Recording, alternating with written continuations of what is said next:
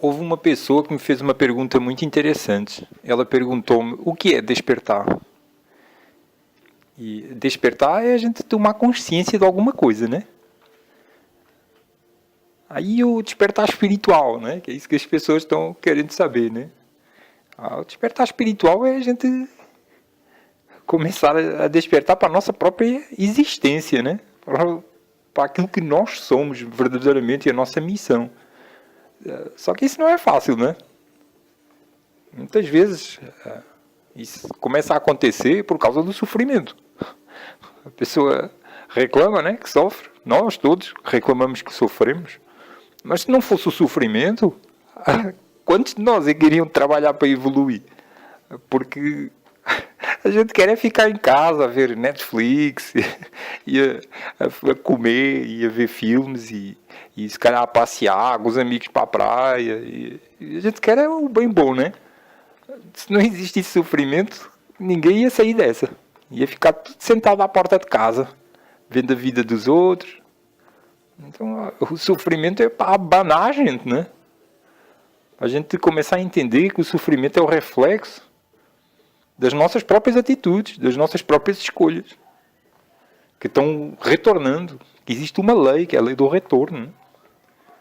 Aí a pessoa começa a sofrer tanto que ela começa a questionar-se. Às vezes o sofrimento, né, antes de falar sobre o questionamento da pessoa, né, às vezes o sofrimento aparece porque a pessoa está presa numa rotina. Isso também acontece, né? Que é o que acontece com a maior parte das pessoas também. A pessoa fica presa naquela rotina, acorda, vai trabalhar, depois volta para casa. Muita gente pegando transporte público, cheio, naquela confusão do trânsito. Então a pessoa fica naquela rotina, e só para pagar contas e comprar comida, e vai no supermercado e cada vez tudo mais caro, e depois tem situações em casa para resolver, e tudo isso cria uma carga energética muito pesada, né? Aí surgem situações de saúde que gera sofrimento. E esse sofrimento começa a fazer a pessoa questionar-se, afinal, o que eu estou aqui a fazer? Agora eu nasci para isto. Quer dizer, de onde é que eu vim, afinal, que está aqui? O que é isto tudo? Por que eu estou aqui, nesta condição, aqui preso? Aí a pessoa começa a tomar consciência que está presa. A pessoa começa a tomar consciência da prisão onde ela está. Ela ainda não consegue ver a dimensão, a complexidade da prisão. Mas ela já está tomando consciência dessa prisão. Aí começa o despertar. O despertar começa aí, quando a pessoa começa a não aceitar, a se conformar com a sua própria realidade. Aí a pessoa começa a se questionar. A realidade não pode ser só isto. Trabalhar, pagar contas, viver, sofrer, amar e morrer. Aí a pessoa começa aos poucos a fazer aquelas perguntas filosóficas. A pessoa começa a ir à base da filosofia. Começa a questionar, mas afinal, o que é que eu sou? Eu estou aqui nesta coisa, o que é isto? De onde é que eu vim? Será que eu já existia antes de morrer? E se eu existia antes de morrer, como é que eu vim parar aqui? E para onde é que eu vou quando eu morrer? Afinal, o que é que eu estou a fazer aqui? E as perguntas surgem de uma forma natural. Não dá para injetar essas perguntas em alguém. Existem diversas formas dessas perguntas despertarem nas pessoas. E muitas vezes é o sofrimento que faz as pessoas terem acesso a essas perguntas e despertar nelas essas questões que levam ao encontro de quem nós somos e do que nós somos. Porque o quem é diferente do que. Aí a pessoa começa a colocar a possibilidade de que existe uma forma de se libertar disto. Quando a pessoa coloca essa possibilidade, aí é que é um ponto de transição. Que a pessoa começa a questionar-se. Cara, será que existe uma saída para eu me libertar deste sofrimento todo? E muitas vezes as pessoas começam à procura de soluções. Eu vou ganhar na Mega Sena, eu vou ganhar na loteria, vou ganhar muito dinheiro. Aí começa aquela coisa, né? Existem alguns que começam a ter tendência para fazer o que é errado, né? Não, eu vou roubar um banco, que aí eu paro de sofrer, aí eu vou ser feliz. Vou ter uma mulher bonita, comprar uma casa boa, um carrão, e vou fazer tudo o que eu quiser. Ilusão, né? Aí só acarreta mais sofrimento, né? Aí quanto mais a pessoa se afasta de si mesma, da sua própria natureza espiritual, com esses artifícios, né? Que ela quer pegar atalhos para parar de sofrer, aí mais sofre.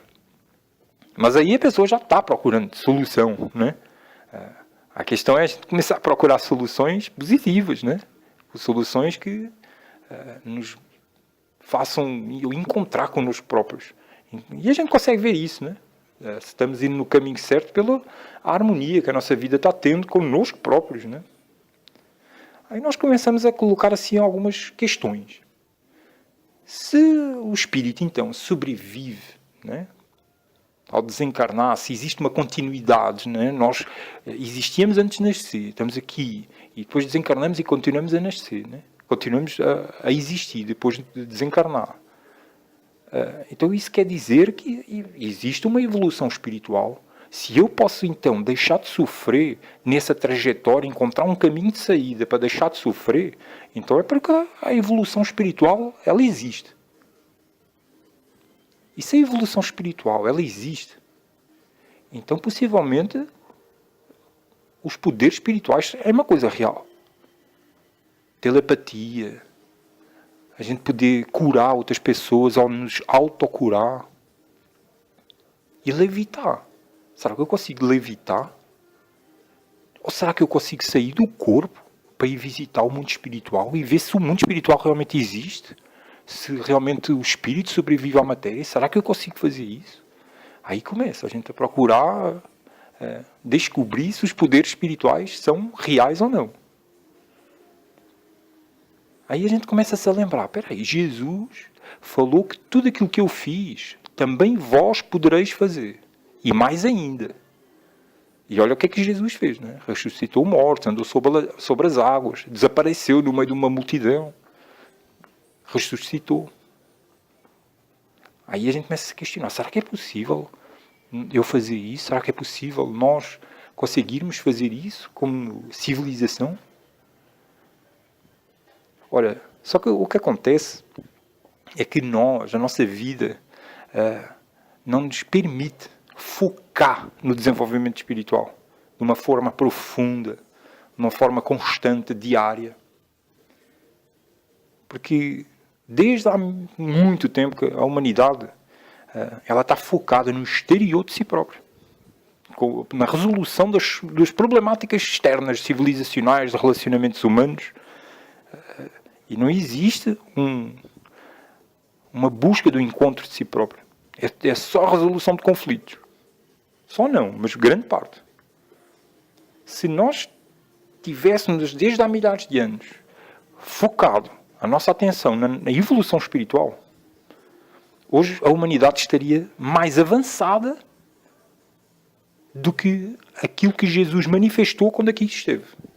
Ou seja, aquilo que Jesus mostrou fazer quando aqui esteve, nós já poderíamos estar mais adiante.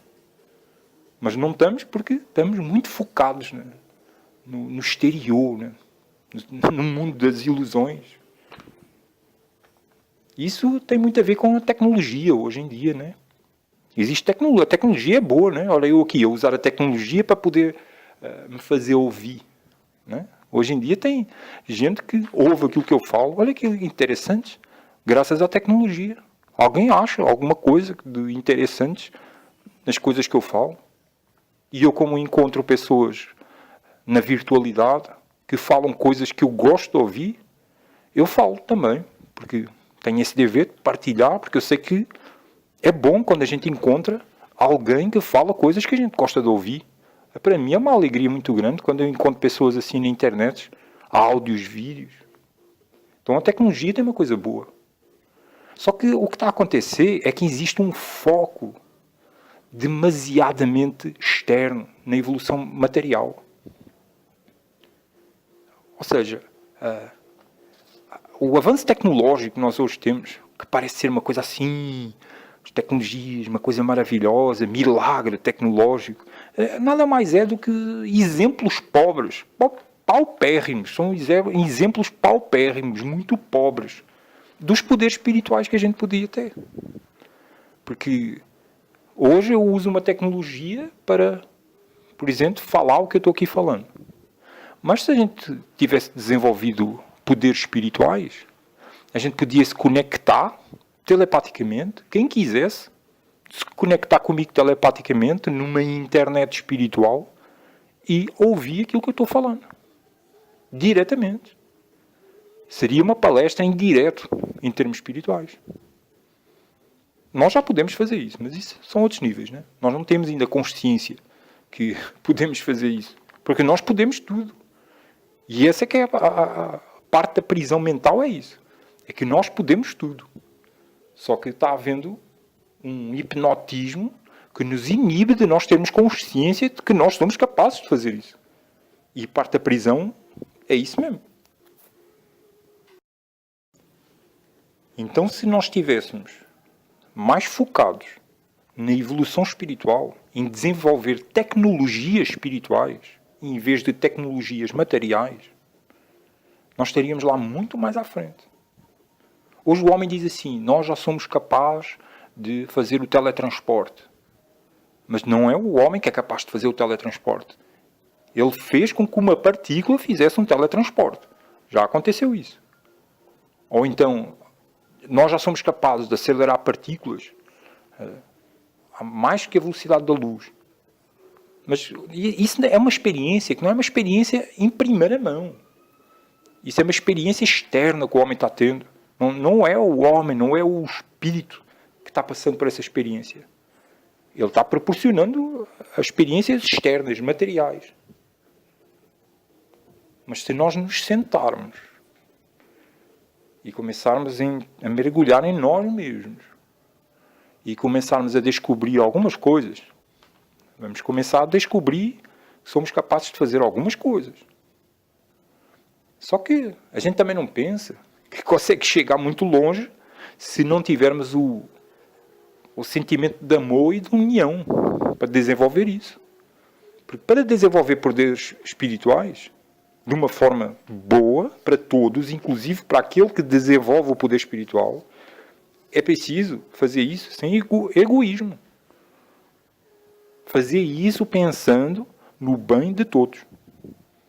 Porque sem amor e união, a pessoa começar a procurar desenvolver poderes espirituais para receber elogios, para que as pessoas gostem dela, para que ela possa ganhar alguma coisa com isso, isso tem um retorno para a pessoa que não é muito interessante, não.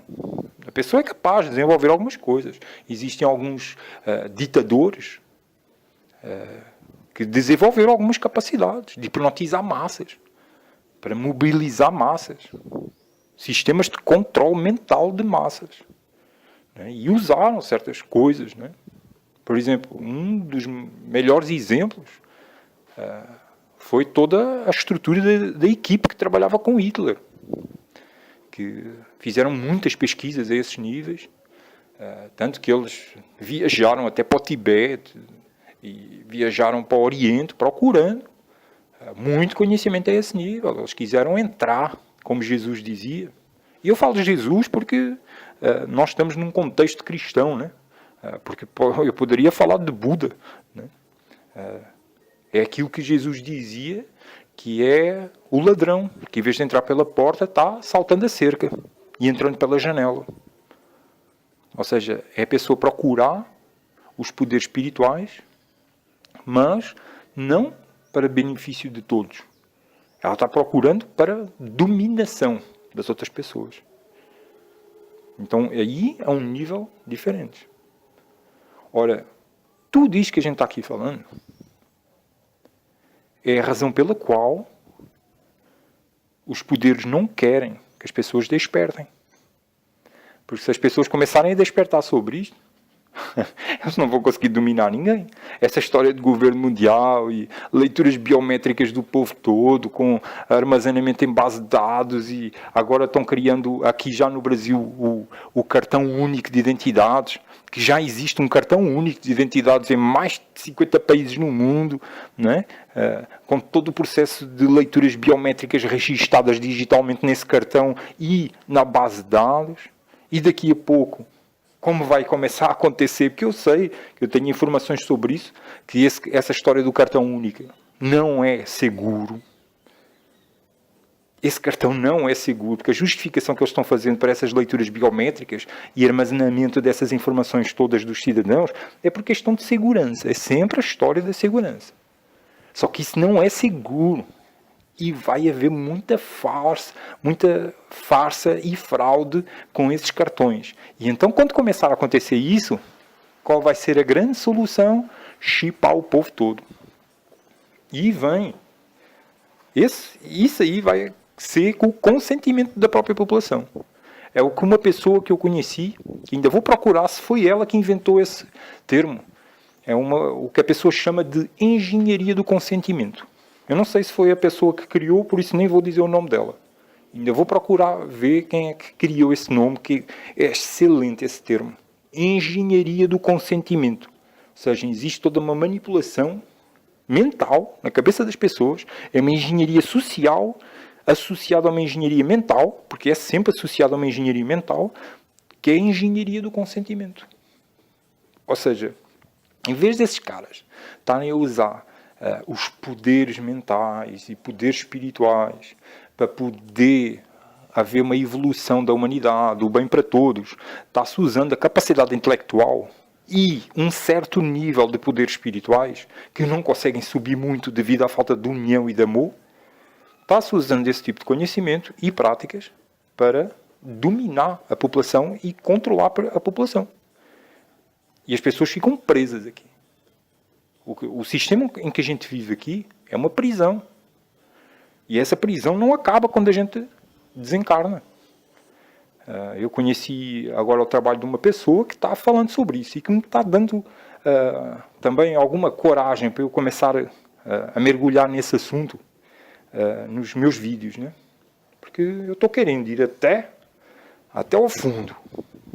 A questão é que a gente está numa prisão, e a prisão é aqui no mundo físico e é no mundo espiritual.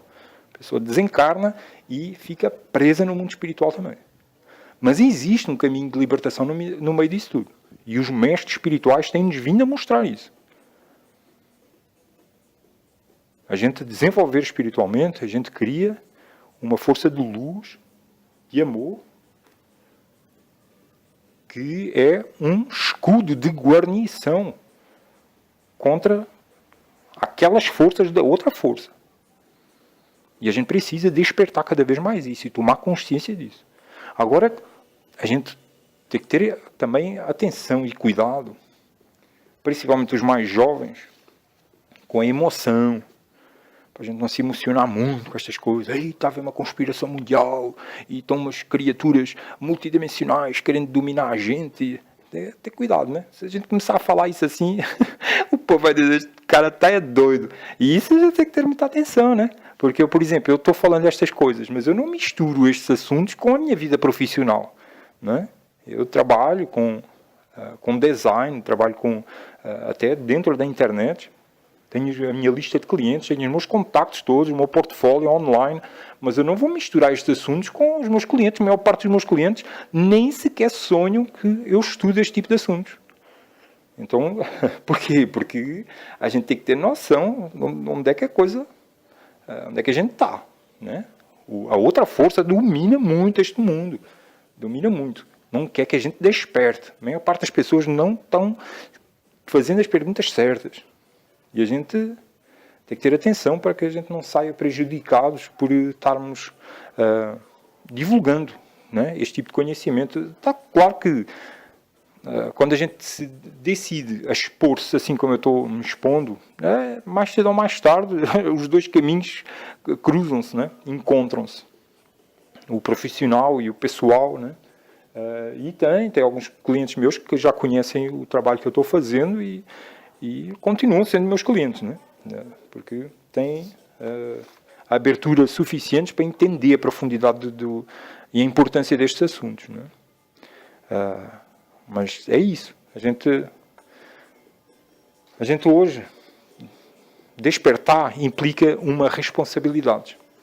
A gente que não pense que é uma brincadeira que eu vou despertar espiritualmente e vou fazer viagens na luz e vou contatar com anjos. É melhor tirar assim, como se diz, o cavalo da chuva, porque a coisa não é bem por aí. A gente, ao despertar, a gente começa a ter consciência do funcionamento social, a gente começa a ter a consciência da prisão espiritual e mental em que a gente vive. Precisamos encontrar as respostas de libertação disso, trocando informações e conhecimento uns com os outros. E também a única forma que a gente tem de se libertar é através do amor para com o próximo e da própria introspeção. Meditação, com oração, para a gente mudar o nosso campo eletromagnético, nossa forma de pensar, toda a nossa energia, e a gente despertar. E chega uma hora que a gente fica com a responsabilidade de partilhar o nosso conhecimento com os outros. Porque não dá para a gente estar... chega uma hora que o conhecimento que fica connosco não dá para ficar connosco. Tem que ser partilhado. Senão é tipo uma árvore que cresce dentro de uma caixa. Chega uma hora, atrofia, não consegue e morre. E a gente está na hora da gente se expor e levar adiante esta onda, este fluxo, para que a gente possa ter esperança de haver uma mudança. Eu tenho esperança.